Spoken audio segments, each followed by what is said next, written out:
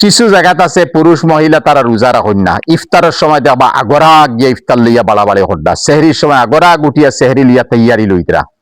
ওইলা তুমি যত করো, তোমার সেহরি তৈয়ারি করিয়া দেওয়া, সেহরি খাওয়া, রোজার ইফতারের তৈয়ারি করে দেওয়া, ইফতার খাওয়ায় তোমার গুনাহ মাফ হইতো না।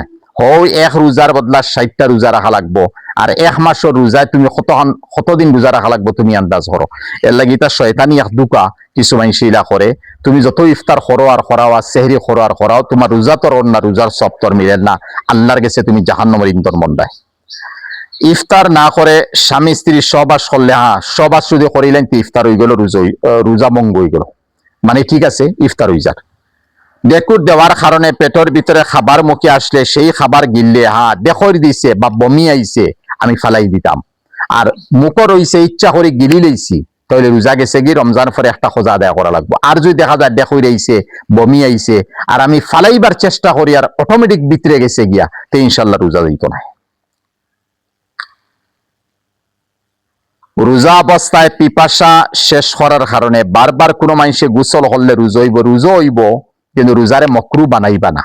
বারবার কিতালে গোসল করতে 1-2 বার করুকা, আর বাকি নাখো ফানি দিতা, ফানি হামাননি খানে দিয়ে হামাননি কুল্লি করতে বিক্রে যাননি, ইলা গেলে তো রোজা হইতো না। এতেই বাঁচিয়ে থাকার চেষ্টা করবা।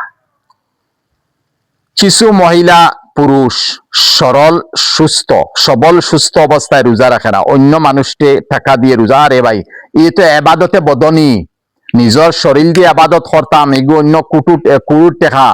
যদি কোনো মানুষে এলন মাস্কর দৌলত সারা দুনিয়ার মনে হয় 3 ভাগের 1 ভাগ মনে হয় লইতে পারবো, ও মানুষের দৌলত যদি এক রোজার পরে বদলা দিলায় আর হয় আমি রোজা রাখতাম না, তবে রোজা হইতো না।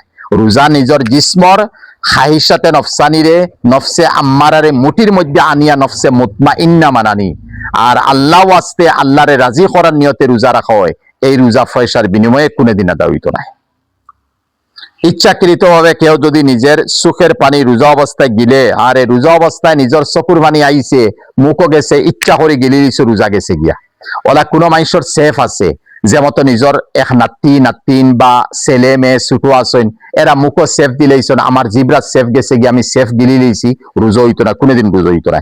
স্বামী স্ত্রীর যদি দিল হয়তো কোনো অবস্থার মধ্যে রোজা হইতো না, সেফ তুমি ইচ্ছা করে গিলি লইছো। ওলা সেহরি শেষ হওয়ার সাথে সাথে স্বামী স্ত্রী সহবাস করে তাদের দুজনের রোজা হবে কিনা, না শেষ হওয়ার পরে না, সেহরি টাইম শেষ হওয়ার আগ পর্যন্ত তোমাতানোর যদি স্বামী স্ত্রীর সঙ্গম হইতে তো ঠিক আছে, সেহরি টাইমও শেষ, তোমাতানোর সঙ্গমও শেষ, রোজা হয়ে গেছে।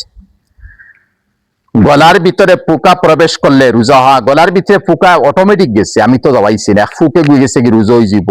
ওলা গলার আমার সেফ ভিতরে আমি ঢুকাই দিছি, রোজা হয়ে যাব। কিন্তু সেফ বারা সেফ ঢুকাইমু, বারা কোনো সামান ঢুকাইমু সিবাইমু, এর দ্বারা আপনার রোজা হইতো না। ওলা ফুক হোক, জুক হোক, আরো কোনো খাদ্য হোক, ইত্যাদি জিনিস আমার ইচ্ছা মতো মুখলিয়া সিবাইয়া ভিতরে নিচে গিয়ে আপনার কোনোদিন রোজা হইতো না।